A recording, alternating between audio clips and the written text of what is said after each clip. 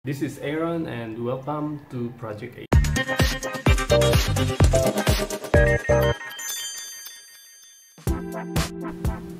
Okay, welcome back to my channel. Gagawin na natin yung ating project, which is yung solar power project natin na i-relocate natin at saka yung isi-set up. Yung ginawa natin, transfer natin yung solar panel galing dun sa baba papunta dito sa mas higher na position ng roof.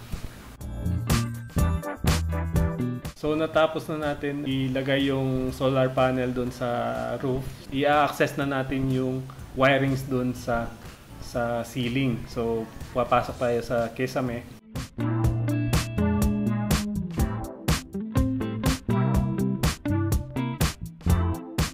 Yan yung mga wirings na galing doon sa taas, doon sa solar panel. Yan yung lalagyan natin ng connection papunta doon sa baba, connected doon sa charge controller. So yan yung nakalatag yung wirings. So meron akong ginamit na wirings dyan. Ginagapang ko yung wire papunta doon sa paglalagyan or dudugtungan or doon tayo magko-connect.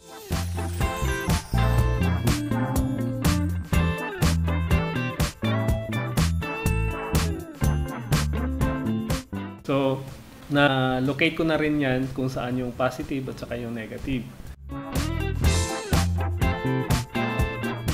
Ino-open ko na yung wire para i-connect ko na. Tinatanggalan ko yung insulator para at least yung conductor ng wirings natin papunta doon sa panel is maganda at saka yung daloy ng current is okay din. So nilagyan natin din ng electrical tape para hindi magkaroon ng shortage. So hindi magdidikit yung positive at saka yung negative. So iniwasan natin masunog or masira yung ating mga equipment or yung ating panel.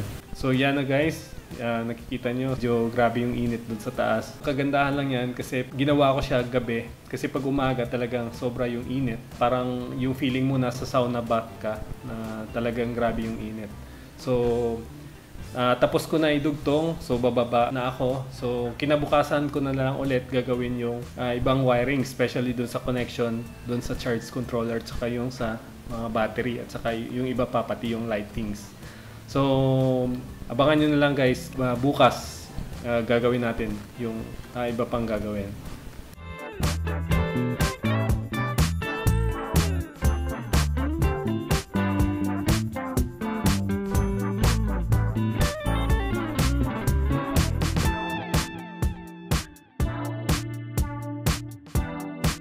Ngayon, umaga na. Kagabi, nag-connect na ako ng wirings doon sa solar panel, doon sa aming ceiling. Ngayon, i-connect na natin yung ating mga kailangan. Ito yung charge controller. So, ito yung charge controller na nagko-control ng ating voltage galing doon sa solar panel. Pwedeng 12 volts or 24 volts. Meron ditong nakalagay yung 30 amperes. Model nito is ST-G1230 1230. Dito mga indicator kung saan mo i-connect. So dito merong negative, merong positive. So dito nilalagay yung ilaw niya. So dito naman nandito yung battery. So merong polarity, kung makikita nyo merong negative, merong positive. Saka dito yung panel. So dito yung solar panel. Connect yung solar panel nyo kung saan yung positive at saka yung negative. Next nito, meron tayong kailangan natin dito is yung 12 volts na ilaw. Nasa 7 watts ito. 12 volts yung voltahe na pwede natin i-connect. So meron tayong kailangan sana na switch, on and off switch natin para sa ilaw. Kaso sa ngayon, meron akong nilagay na DIY. So gumawa ako dati ng circuit na ganito gamit yung relay switch, meron transistor, yung controller niya, saka yung fuse.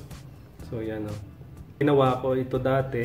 Purpose nito, parang switch na rin. Parang switch na kagaya nito.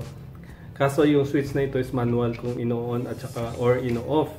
Ito is automatic. Once na merong current na pumapasok galing dito sa solar panel, magti-trigger siya na mag-off or mag-on. For example, sa case ko, sa ginawa ko dito, pag once na merong current na pumapasok or dumadaloy galing doon sa solar panel, meron kasing itong coil na magmamagnet nadidikit. Once na may current yung solar panel, mag-o-off yung switch, yung light switch ko. Ito yung ginagamit ko para mag-automatic off yung ilaw pag umaga. Meron din tayong gagamitin na voltage display. Kikita natin kung ilang voltahe na yung ating battery. Ito is 12 volts din. So mamaya i-connect natin ito. So yan guys is meron na tayong mga materials. Ipapakita ko sa inyo kung paano natin i-connect. Okay, so abangan nyo na lang guys mamaya-maya. So yung ating nilagay na solar panel doon sa taas ng ating roof. Meron tayong dalawang tigwa 100 watts. So meron din tayong isang 150 watts. So bali 350 watts lahat yung nilagay nating solar panel sa taas. Yung ating setup na solar power, gawa ko dati nung after Yolanda. So yun yung malakas na typhoon dito sa atin sa Visayas. Ito is around mga November 8, 2013. So after noon, syempre nawala ng mga kuryente, maraming nagtumba ng mga poste, tsaka talagang totally blackout yung dito sa amin sa city. So a year after, so nag-unti-unti ako nag-create or nag-build or bumili ng mga gamit para sa setup ng aking solar power. Siyempre, hindi naman biglaan yung pagbili ko. So, yung pagbili ko kasi dito is paunti-unti. Pero yung pinaka-importante kasi, kahit apat actually. So, yung pinaka-main na kailangan kasi natin dito is yung apat. So, yung una, siyempre yung solar panel.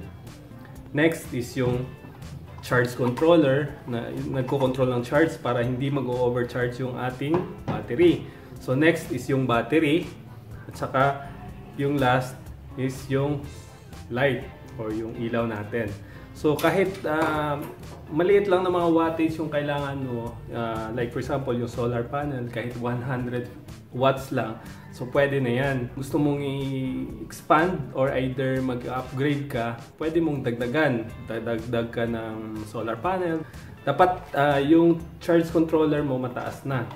Kasi para at least kahit mag-upgrade ka pa, hindi mo na kailangan bumili ulit nito kasi kayang-kaya pa yung load ng yung solar panel. Bumili ako dati dito, una, I think medyo mababa lang yung amperes. So yung amperes nung una kong binili is nasa 20. Pero nasa 100 watts lang yung aking solar panel. Sa ngayon, nasa 30 amperes na ito. So, kaya niya na mag-load kahit siguro mga nasa 500 watts. Pwede na, pwede pa. Sa ngayon, syempre nag-transfer ako ng aking solar panels. Kasi yung existing solar panel ko dati na nilagyan is meron ng shade. So, hindi na siya gaano nasisikatan ng araw. So, medyo mahina na yung charging ng battery na nilagay ko. So, kaya tinransfer ko siya doon sa mas mataas na lugar at wala siyang shade. So, yung aking solar panel, umabot na siya ng around 10 years. So, okay pa siya hanggang sa ngayon. So, tiningnan ko yung voltage niya, okay pa. Tinest ko ng multimeter or digital tester. So, umabot pa siya ng 18 volts. So, meaning okay pa siya. Makakapag-charge pa siya ng battery.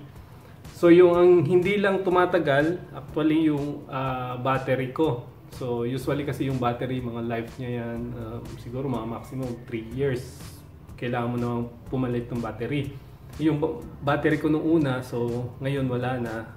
Talagang sira na talaga. Pero at least yung paggamit ko is na-maximize ko talaga yung gamit niya kasi araw-araw ginagamit ko yung battery. Palitan ko siya ng medyo maliit. So yung mga battery ko galing lang sa mga motorsiklo. Yung ilaw niya, yung liwanag ng ilaw niya paggabi, umaabot hanggang sa umaga. So gagamitin ko siya around mga 6 o'clock. So pagdating ng 6 o'clock ng umaga, umaabot pa rin yung liwanag niya. So may ilaw pa rin. Pero syempre yung ilaw niya hindi na gaano ka liwanag compare sa yung full charge kasi na ilaw, mas malakas or maliwanag compare sa medyo naglo-low voltage na siya or bumababa na kasi siya ng mga 11, minsan maabot siya ng 5 or 6 volts na lang. Pero syempre, umiilaw pa rin kaso lang hindi na ganoon kaliwanag. So yung battery talaga usually ang nasisira. So bihira or minsan lang nasisira or matagal yung nasisira yung mga ganito or yung solar panel. So, pero at least malaking tipid sa kuryente at saka minsan syempre pag nag-brown out, mostly pag for example nag-brown out, so automatic meron ka ng ilaw. So mostly naman pag gabi, ang pinaka main na kailangan talaga natin is yung ilaw. So at least meron tayong liwanag pag kumakain or pag nagluluto or sample, yung ganun. Okay, so yun guys yung ating isa-set up na solar panel. So actually ito is naka-set up na kasi ito dati, tinransfer ko lang. So pero papakita ko sa inyo kung paano ko i-set up or i-connect ulit yung aking setup na solar panel. At saka yung solar energy ko dito sa bahay. Hopefully na at least matutunan nyo rin at saka magkaroon kayo ng idea regarding kung paano natin ma-connect, kung wirings, kung paano natin gagamitin yung ating solar sa ating bahay at saka kung paano natin papailawin yung ating solar. Okay, so sa ngayon, so umaga na. So it's around 11. So mati-check na natin yung ating nilagay na solar panel sa taas, kung saan yung polarity at saka kung meron ng dumadaloy na current o yung kuryente. So mostly naman yung setup ko doon sa parallel. So meaning same voltage which is yung 12 volts tapos 350 watts yung nakalagay doon sa taas. So tumataas din yung amperahe. So lumalakas yung current niya. So same yung volts niya na 12 volts pero yung current niya mataas. So kaya malakas at saka mabilis siya makapag-charge ng aking battery. Okay, so guys, yun na yung full setup natin ng ating solar power. So please like, share, and subscribe for more videos to come. So meron pa tayo mga iba't ibang mga project na gagawin dito sa Project A. So once again, thank you very much for watching, and this is Aaron. Bye for now and have a nice day. Bye-bye.